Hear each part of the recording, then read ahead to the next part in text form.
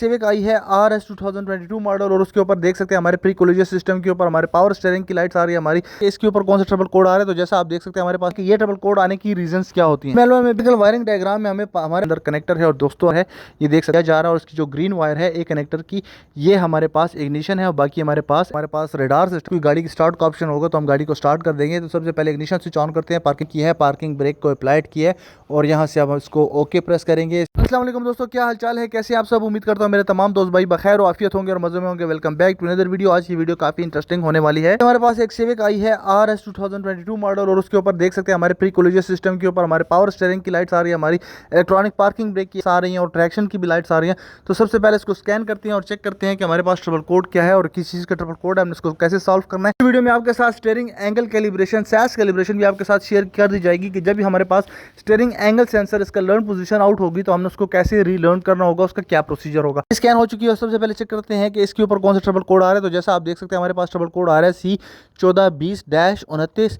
Main torque sensor, सब torque sensor incorrect, correlation torque angle sensor incorrect. Electronic power steering के ऊपर हमारे पास torque sensor का code आ रहा है। ये टॉर्क सेंसर जो होता है इसकी 8 पिन होती हैं और ये टॉर्क सेंसर जो होता है इसके अंदर 2 यूनिट्स होते हैं, एक मेन यूनिट होता है एंड एक सब यूनिट होता है। जब भी हम स्टीयरिंग व्हील को टर्न करते हैं तो उस टाइम पे हमारे पास एक जो सेंसर की जो वैल्यूज होती है वो पुल अप होती है और दूसरी साइड होती है पुल डाउन होती है। तो इस तरह ये वर्किंग करता है। सबसे पहले इसका डेटा स्ट्रीम में चेक करते हैं और उसकी पावर सप्लाई चेक करते हैं। पावर सप्लाई हमारे पास यहाँ पे इसकी 5 वोल्ट्स कंप्लीट आ रही है। पावर सप्लाई में जब भी हमारी 3 वोल्ट से कम होगी तो इसका मतलब हमारी पावर सप्लाई के अंदर कोई ना कोई प्रॉब्लम है। यहाँ पे हमारे पास टॉर्क सेंसर की पावर सप्लाई ठीक है लेकिन इसका कोरिलेशन का ट्रबल कोड आ रहा है। तो सबसे पहले चलते हैं रिपेयर मैनुअल में और देखते हैं कि ये ट्रबल कोड आने की रीजंस क्या होती हैं। हमें यही बताया जा रहा है कि हमने इसकी पावर सप्लाई को चेक करना है कि हमारे पास टॉर्क सेंसर की पावर सप्लाई जो 3.5 वोल्ट है उनसे एबव है या नहीं है। तो हमारे पास वहाँ पे 4 पॉइंट समथिंग वोल्टेजेस आ रहे थे। इसका मतलब हमारे टॉर्क सेंसर की पावर सप्लाई बिल्कुल ओके थी और इसके साथ इसके ऊपर स्टीयरिंग के ऊपर हमारे पास 2 ट्रबल कोड आ रहे थे। दोनों के दोनों जो थे वो टॉर्क सेंसर से ही रिलेटेड थे। इसका मतलब हमारे टॉर्क सेंसर के अंदर कोई ना कोई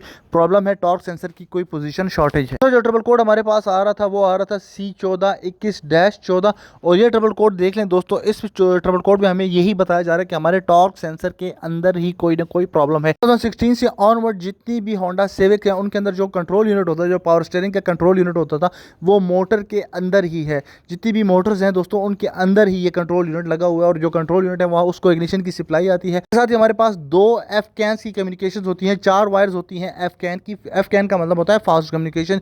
जितनी भी होंडा की गाड़ियाँ हैं उसके अंदर can low and can high को एफ कैन से डिनोटेड किया जाता है। इंस्ट्रूमेंट क्लस्टर के साथ और जितने भी अदर मॉड्यूल्स हैं जो कि इस इंफॉर्मेशन को एक दूसरे के साथ शेयर करते हैं उनके साथ इलेक्ट्रॉनिक पावर स्टीयरिंग की जो इंफॉर्मेशन है वो शेयर की जाती है एफ कैन के जरिए। F can gateway control module के साथ कनेक्ट होती है और गेटवे कंट्रोल मॉड्यूल से होते हुए जितने भी हमारे पास मॉड्यूल्स होते हैं उन सारे के साथ कनेक्ट हो जाती है और जितनी भी इंफॉर्मेशन है ADAS, main body issue, instrument cluster इन सब के साथ शेयर कर दी जाती है।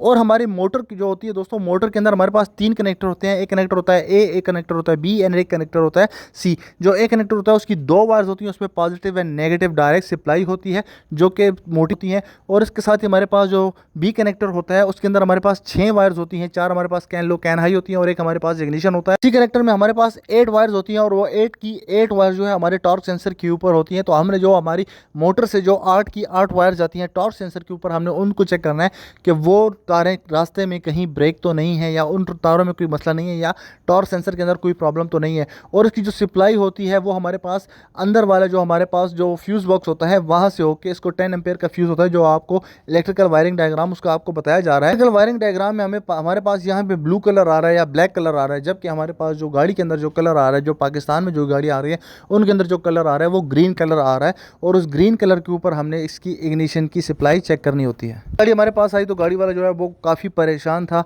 और उसका कहना ये था कि मैं 4-5 दिन से इस गाड़ी के अंदर काम करवा रहा हूँ लेकिन मेरा ये प्रॉब्लम जो है वो सॉल्व नहीं हो रहा है और कितनी बार इसका स्टीयरिंग बॉक्स खुल चुका है। तो सबसे पहले उन्होंने स्टीयरिंग बॉक्स के अंदर ही काम किया था। उन्होंने स्टीयरिंग बॉक्स है उसके अंदर उसको उन्होंने कुछ रिपेयर की थी मैकेनिक ने और उसको रिपेयर करने के बाद इस गाड़ी के अंदर ये प्रॉब्लम आ रहा था और ये गाड़ी जो है वो normal mode and sports mode पे शिफ्ट भी नहीं हो रही थी और उस चीज़ को लेके वो काफ़ी ज़्यादा टेंस था। दोस्तों गाड़ी की तरफ और देखते हैं, गाड़ी के अंदर चल के देखते हैं कि हमारे पास क्या प्रॉब्लम आ रहा है और हमने इस प्रॉब्लम को कैसे सॉल्व करना है। तो सबसे पहले हम इसके टॉर्क सेंसर को खोलते हैं और इसके टॉर्क सेंसर के अंदर का कनेक्टर चेक करते हैं। ये देखें इसके टॉर्क सेंसर के अंदर कनेक्टर है और दोस्तों अंदर देख सकते हैं हमारे पास जो टॉर्क सेंसर की जो पिन है वो अंदर से फोल्ड हो चुकी है कि स्टेडी हो चुकी है वो पिन और वो पिन प्रॉपरली कनेक्ट नहीं हो रही थी। यहाँ से आपको उम्मीद है दिखाई दिया जा रहा होगा। ये हमारे पास टॉर्क सेंसर लगा हुआ है और उसके अंदर ये जो ब्लू कनेक्टर है इसके टॉर्क सेंसर का कनेक्टर है।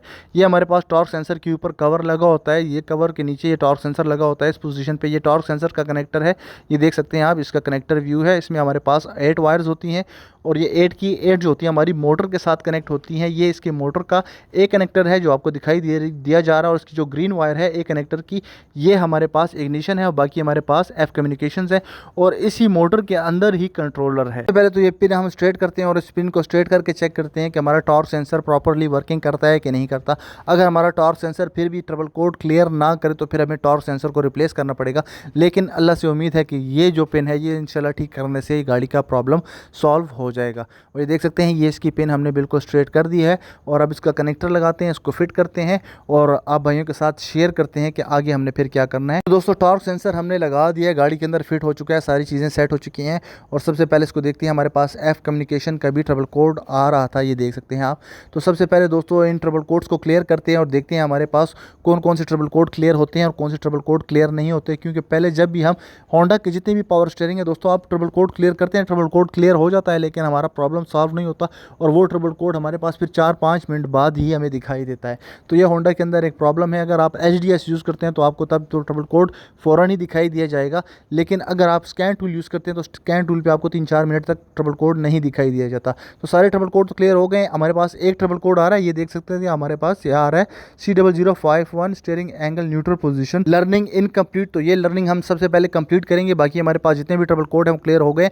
लेकिन हमारे पास जो हमारा एडास सिस्टम है, जो हमारे पास रेडार सिस्टम है, डिटेक्ट कर रहा है कि हमारे जो स्टीयरिंग एंगल सेंसर की जो पोजीशन है, लर्निंग पोजीशन है 0 की, वो इनकम्प्लीट है। तो हमने इस पोजीशन को कंप्लीट करना है, इसकी लर्निंग करनी है, और ये लर्निंग करने के साथ ही हमारे पास ये जो कोड है वो क्लियर हो जाएगा। तो सबसे पहले हम पावर स्टीयरिंग में जाते हैं। पावर स्टीयरिंग में जाने के बाद यहाँ पे स्पेशल फंक्शंस में जाते हैं, और यहाँ पे हमारे पास एक स्पेशल फंक्शन हमें दिखाई दे रहा है, EPS steering angle sensor learn values clear. Switch on करते हैं और पार्किंग ब्रेक को अप्लाइड करते हैं, क्योंकि जितनी भी ज़्यादातर कैलिब्रेशन होती हैं वो हमारे पास इग्निशन स्विच ऑन करके होती हैं। अगर हमारे पास कोई गाड़ी की स्टार्ट का ऑप्शन होगा तो हम गाड़ी को स्टार्ट कर देंगे। तो सबसे पहले इग्निशन स्विच ऑन करते हैं, पार्किंग ब्रेक अप्लाई करते हैं, और यहाँ पे देख सकते हैं हमारे पास जो कैलिब्रेशन है वो नॉट सपोर्टेड आ रही है।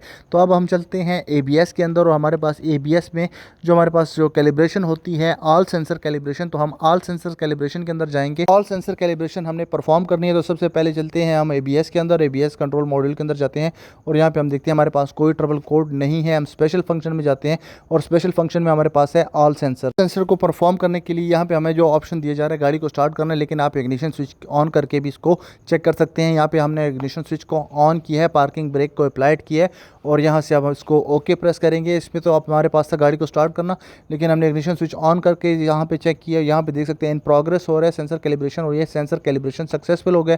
टर्न इग्निशन स्विच ऑफ करना है। स्विच ऑफ करते ही हमारे पास ऑप्शन हो गया turn the ignition switch on, तो हम इसको इग्निशन स्विच को दोबारा ऑन करेंगे। ये देख सकते हैं हमारे पास इग्निशन स्विच ऑन हो चुका है। इसके साथ ही हमारे पास जो हमारी स्टीयरिंग एंगल की कैलिब्रेशन थी और जितने भी हमारे G सेंसर होता है वो भी इसी में कैलिब्रेट हो जाता है। तो आपने ये एहतियात करनी है कि आपने जब ये कैलिब्रेशन करनी है ऑल सेंसर की, तो आपने स्ट्रेट सरफेस के ऊपर गाड़ी को खड़ा करके ये कैलिब्रेशन करनी है। एडास के ऊपर जो ट्रबल कोड आ रहा था सबसे पहले हम इसको क्लियर करते हैं।